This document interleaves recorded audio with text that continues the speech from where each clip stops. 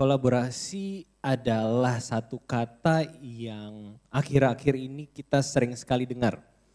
Dan sebagai the next generation, kita dituntut untuk selalu berkolaborasi.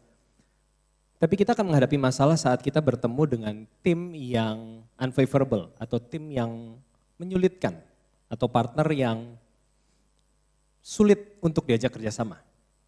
Dan yang bisa kita lakukan untuk tetap berkolaborasi walaupun kita berada di tim yang unfavorable.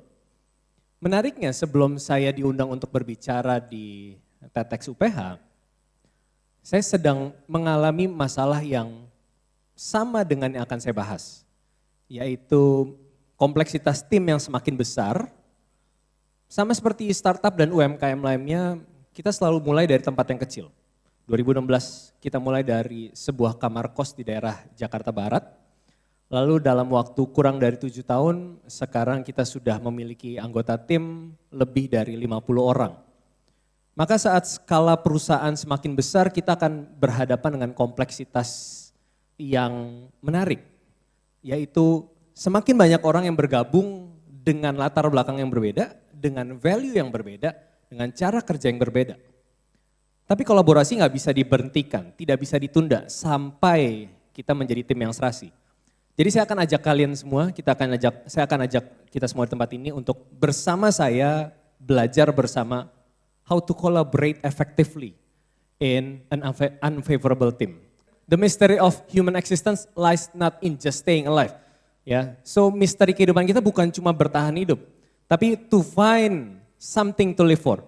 Setiap dari kita didesain punya mimpi, kita didesain punya ambisi. Untuk kita nggak menjalani hidup cuma staying alive. Tadi waktu kita ketemu tim yang unfavorable, kita mulai ketemu rejection, kita mulai ketemu hal yang tidak sesuai. Maka yang terjadi adalah mimpi kita mendadak hilang. Kita nggak tahu, let's say misalkan tugas kelompok yang seharusnya kita kebayang kita akan dapat nilai A, tapi karena kita dipaksa masuk ke dalam unfavorable team, maka A-nya hilang, not found. Dan ini teman-teman akan sering hadapi nanti setelah lulus kuliah, di dunia kerja, bisnis dan lain sebagainya. Teman-teman akan mengalami momen-momen saat your dreams are not found. So who's to blame? Please welcome the blame culture. Ya, satu respon natural, satu respon alamiah saat kita melihat ambisi, mimpi, dan goal kita gagal terwujud, maka yang pertama kali muncul dalam pikiran kita adalah siapa yang salah? Siapa yang bertanggung jawab? Siapa yang in charge? Karena itu adalah the blame culture yang seorang profesor Lee Ross di tahun 1977 menemukan bahwa pendekatan person approach ini sangat umum terjadi hampir di semua industri, hampir di semua organisasi. Yang dia sebut dengan fundamental attribution error. Bahwa saat kita melihat satu hal yang salah, yang kita lakukan biasanya kita menilai adalah based on their character. Bukan situasi apa yang lagi terjadi di tengah-tengah mereka. Let's say ada seseorang yang telat datang, maka instead of kita melihat dari sudut pandang yang berbeda, kita akan melihat bahwa ini orang emang gak bisa bertanggung jawab. Ada masalah dengan ini orang. Ini orang karakternya telatan nih. Ini ada yang salah dengan karakternya. Ini yang disebut dengan fundamental attribution error. Kesalahan umum manusia saat kita menilai tindakan seseorang berdasarkan karakternya. Instead of apa yang lagi terjadi, sistem apa yang salah. Data dari di US NTSB, National Transportation Safety Board, ini sebenarnya datanya cukup panjang dan cukup lengkap, tapi mereka menemukan bahwa 26 dari 27 major cases kecelakaan pesawat terbang, 96% dari hasil penelitian dari tim NTSB, mereka akan mention the pilot or the flight crew sebagai penyebab utama dari accident. Dan bukan hanya di dunia aviation atau dunia penerbangan. Lucian Leib, in the healthcare industry, dia adalah seorang ahli yang tugasnya untuk mempelajari tentang safety di dalam dunia kesehatan, di dalam healthcare industry. Dia menyimpulkan bahwa in the healthcare industry, errors are assumed to be someone's fault caused by lack of sufficient attention or worse, lack of caring enough to do it right. Bukan hanya di dunia penerbangan, di dunia healthcare pun respon natural yang muncul pada saat terjadi kegagalan atau malpraktek dan sebagainya, maka yang pertama kali disalahkan adalah siapa? Orangnya yang bertanggung jawab. Oh ini gara-gara si susternya lack of attention, sufficient attention. Ini gara-gara dokternya nggak memperhatikan dengan detail. Our brains interpret blame the same way they interpret a physical attack. This is why blame culture is a toxic culture yang kita bersama harus mulai berhentikan. Karena pada saat seseorang disalahkan, maka prefrontal cortexnya langsung shutdown. Instead of dia berpikir secara logis, instead of dia berpikir secara lebih luas, maka yang terjadi adalah dia akan defense dirinya. Ini yang disebut dengan defense mechanism. Saat seseorang disalahkan, bukannya seseorang membuka dirinya untuk apa yang salah ya? How can we fix it? Bagaimana kita bisa memperbaikinya? Tapi saat seseorang disalahkan, respon natural dari brain akan membuat seseorang membangkitkan mekanisme pertahanannya dan akhirnya mereka memilih untuk mempertahankan kesalahannya dan akhirnya tidak terjadi perbaikan. So, maka pertanyaan berikutnya adalah, oh kalau gitu kita ganti aja tim membernya. But the question is, pertanyaannya adalah apakah memiliki tim member yang lebih baik akan memecahkan permasalahan, akan membuat project-project, akan membuat mimpi-mimpi kita lebih terwujud, akan membuat visi-visi kita lebih terwujud, akan membuat program-program kita lebih terwujud. Ada kasus yang menarik. Untuk pertama kalinya, sejak Olimpiade 1988, tim US Men's Basketball di tahun 2004 gagal mendapatkan gold medal. Padahal mereka punya top players, big names, rookie players yang saat itu lagi rising. Tapi ternyata itu tidak membuat mereka mendapatkan gold medal yang sejak Olimpiade 1988 mereka dapatkan. Padahal mereka punya tim player yang star, it's an all-star team player. Ada satu jawaban yang bisa jadi hint dari kegagalan ini. Salah satu pemain dari All Stars US Men's Basketball di tahun 2004, dia katakan bahwa it was a team full of stars. Ini tim penuh dengan pemain bintang.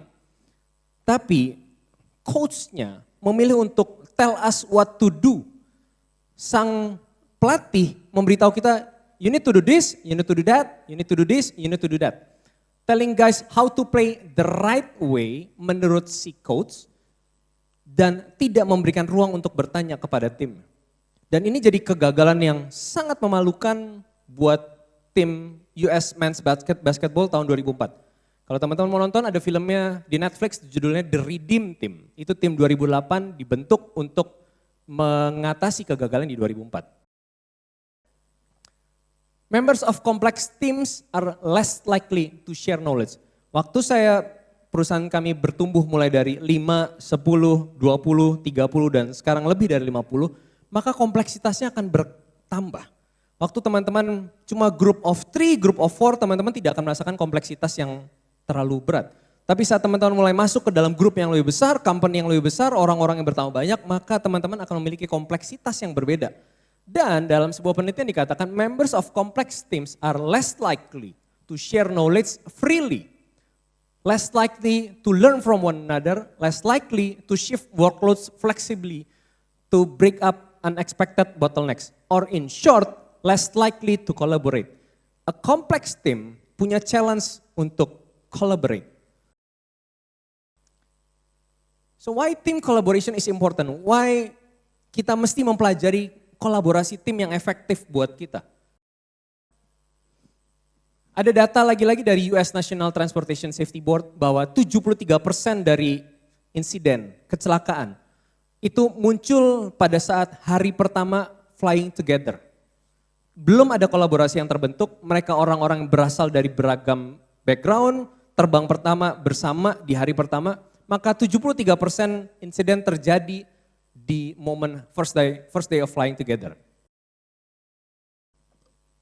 Sebuah penelitian juga mengungkapkan bahwa the time spent by managers and employees in collaborative activities meningkat 50% or more over the last 20 decades. Dalam 20 tahun terakhir, kolaborasi itu meningkat sampai 50%. So you cannot avoid collaboration, teman-teman. You cannot avoid collaboration. Ada sebuah metode yang muncul pada saat pandemi kemarin, disebut dengan the Swiss cheese model. Konsep ini menyatakan bahwa menjaga diri kita sendiri dengan mencuci tangan tidak cukup memastikan bahwa pandemi tidak akan menyebar. So dibutuhkan multiple layer untuk menjaga agar pandemi tetap terjaga. Dan itu dimulai dengan our own responsibility and also a shared responsibility. So this is why the collaboration is very important. Inilah kenapa kolaborasi sangat penting. Satu quotes yang menarik dari Michael Jordan, talent wins games. Yes, kamu bisa menang dalam sebuah pertandingan. But teamwork and intelligence win championships. So what makes a team collaborate effectively? This is in 2008, 2008, a group of psychologists, mereka mengatakan bahwa yang membedakan good team dengan dysfunctional team adalah how teammates treat one another. Ini salah satu hint yang membuat kolaborasi berjalan efektif. So please welcome the safe zone. It's not about the people, ini bukan soal orang-orang di dalamnya, tapi ini soal norma atau soal atmosfer yang dibangun di dalam sebuah tim. Tempat yang memberikan rasa trust, rasa percaya, respect, dan membuat setiap orang merasa didengar dan setiap orang merasa bahwa opininya bernilai sama di mata kelompok yang lain. I have a case, ada satu kasus. Dari data Project Aristotle's dari Google, ya, bahwa psychological safety was critical to making a teamwork. A safe zone sangat penting untuk memastikan kolaborasi kita berjalan. Ada dua caranya, conversational turn taking dan empathy. Bagaimana saat dalam tim kita memastikan setiap orang didengar, bagaimana dalam tim setiap orang merasa punya kuota yang sama untuk berbicara, bagaimana di dalam sebuah tim setiap orang merasa didengar dengan empathy. Ini yang dimaksud dengan safe zone. Saya tutup dengan sebuah kasus. Saturday Night Live, 100 best TV shows of all time. TV shows terpanjang dengan meraih sampai 2022 ada 305 Primetime Emmy Award nominations. Tapi waktu awal ada tremendous amount of competitiveness and infighting. Terdiri dari banyak komedian pintar dengan background yang berbeda. Mereka semua punya value yang berbeda. Orang-orang hebat dikumpulkan bersama dalam sebuah project Saturday Night Live. We were so young, kata Ann Beats, and no one knew how to control themselves. We fought all the time. Kita berantem terus waktu awal tim ini dibentuk. So what makes Saturday Night Live menjadi acara yang sangat berhasil? Salah satu penulis lainnya, Marilyn Miller, dia katakan, the producer was deliberate about making sure everyone got a chance to pitch their ideas. Sometimes he knows exactly what will make you feel like the most important person on earth. Sang produser memberikan ruang yang sama buat setiap orang di dalam tim. Jadi semua orang merasa penting di dalam tim. Semua orang merasa didengar dan semua orang merasa bahwa apapun yang mereka kerjakan akan berkontribusi kepada keberhasilan tim. Ini yang dimaksud dengan safe zone. Saya tutup dengan sebuah quotes. Tim terbaik lahir saat setiap orang di dalamnya memberikan rasa aman, rasa percaya, dan hormat antara satu dengan yang lain. Dan ini hashtag yang kami pakai di perusahaan kami, @differentcolors. Saya Reza, terima kasih TEDx UPH.